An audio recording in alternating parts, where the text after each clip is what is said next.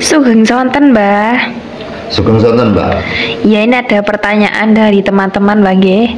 Apakah setiap orang yang ampuh atau yang memiliki kemanden dalam ucapan atau ilmu yang andal, itu mereka pasti pernah bertapa atau semedi di gua-gua seperti itu, Mbah? Ya, keampuhan daripada setiap manusia itu tidak hanya ditentukan oleh manusianya sendiri, namun juga ditentukan oleh Tuhan Yang Maha Esa atau Allah Subhanahu wa Ta'ala. Nggih. Sehingga kedua-duanya diantaranya Tuhan juga menentukan, manusia juga menentukan.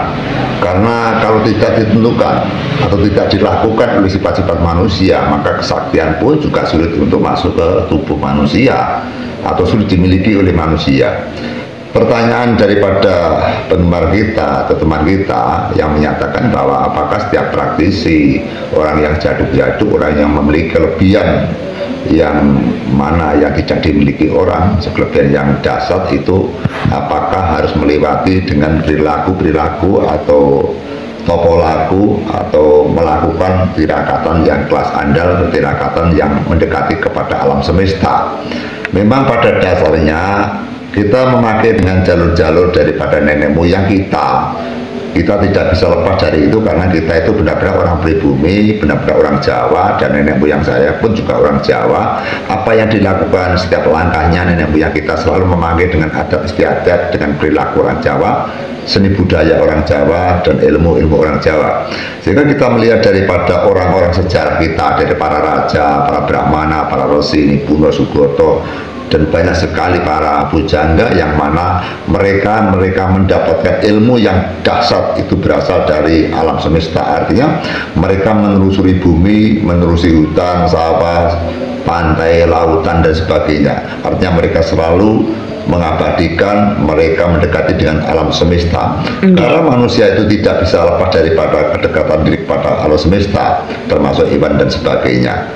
Tentu kita menapak tilas dengan tata cara nenek moyang kita, bahwa banyak sekali teman-teman kita di era tahun 90-an, pada saat kita juga masih senang ke alam semesta, kita ke tempat-tempat keramat, ke hutan, sawah, ke laut, dan ke samudra. Bahkan banyak sekali teman-teman kita apabila musim hujan, mereka masuk ke hutan-hutan, mereka berlindung di gua-gua, sekaligus mereka bertapa di gua, sekaligus mereka berlindung di gua, sekaligus mereka mencari keselamatan dan keamanan di gua. Seperti halnya kita tahu seperti di Alas Purwo di era tahun 90-an atau sebelum tahun 90-an merupakan tempat sentra-sentra yang digemari oleh teman-teman praktisi, teman-teman ahli tirakatan, yang mana tempat itu atau Alas Purwo itu merupakan tempat yang dianggap sakral, sehingga di sana juga ada gua yang mana apabila hujan,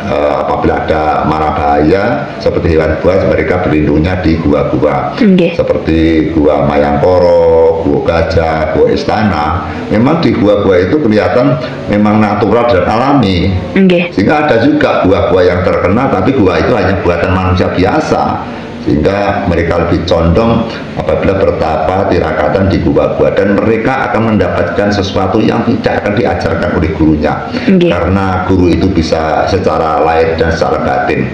Sehingga disinilah teman-temanku, apabila ada pertanyaan apakah benar orang-orang pintar harus melewati tirakatan di alam semesta, tidak semua begitu.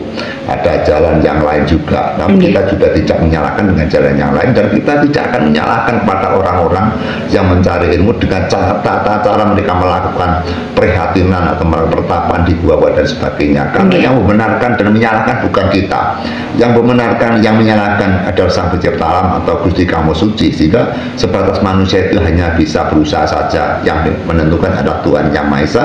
Sehingga keputusan-keputusan yang membuat dahsyat, membuat orang pintar, membuat orang kaya, membuat orang tampan, membuat orang nasibnya baik dan buruk, semua ditentukan oleh Tuhan Sang Maha Pencipta. Sehingga kita bersandar kepada Tuhan Yang Maha Esa atau Allah Subhanahu wa Ta'ala.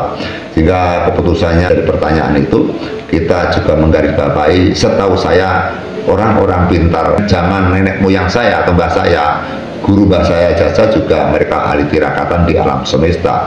Bahkan kita pun juga pernah mempelajari yaitu ilmu untuk menerang hujan, yang mana selama musim hujan maka kita harus dipersilahkan untuk di luar. Jika kalau di musim hujan maka saya dipersilahkan untuk laku tirakat keluar daripada rumah, dan yang mana biasanya orang takut ada halilintar, ada hujan, ketakutan masuk angin. Namun hal-hal seperti itu akan terjadi. Bahkan kita pun juga pernah disambar petir, tapi di depan saya itu hanya merupakan cobaan saja.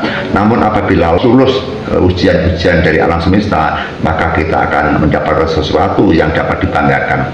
Sehingga itu merupakan bukan kebanggaan, tapi salah satu menu bahwa saya pernah melewati, mempelajari ilmu ke alam semesta seperti itu. Enggak. Seperti halnya kita melihat bahwa disinyalir, diprediksi bahwa setiap orang yang mana melintasi tirakatan di alam semesta di gua badan hutan, dianggap orang itu akan mendapatkan kesaktian. Banyak sekali orang yang mempelajari ilmu alam semesta dan mereka bertirakatan di gua di hutan, namun mereka tidak punya kemampuan yang sangat berlebih, atau kemampuan yang lebih, atau kemampuan yang tidak dasar. Sehingga kalau begitu bisa ada kemungkinan kedasatan kemanjuran itu bukan karena manusia semata, namun juga ditentukan sang pencipta alam. Itu yang dapat dipastikan. Ya teman-teman, jadi itulah jawaban dari Mbah Gendul Jopo Montro. Semoga ini bisa menjadi pencerahan atau tambahan ilmu bagi kita semua. Dan terus ikuti video kami yang selanjutnya, karena kita akan menguak hal-hal baru yang mungkin tidak kita ketahui. Mbah Gendul ada tambahannya lain, Mbah? Yang jelas bahwa setiap orang punya kelebihan, biasanya orang selalu merendahkan diri. Setahu saya, setiap orang yang memiliki kemampuan yang tinggi, maka mereka mengaku tidak punya apa-apa. Terima kasih. Cukup sekian teman-teman, semoga ini bermanfaat. Wassalamualaikum warahmatullahi wabarakatuh. Waalaikumsalam warahmatullahi wabarakatuh.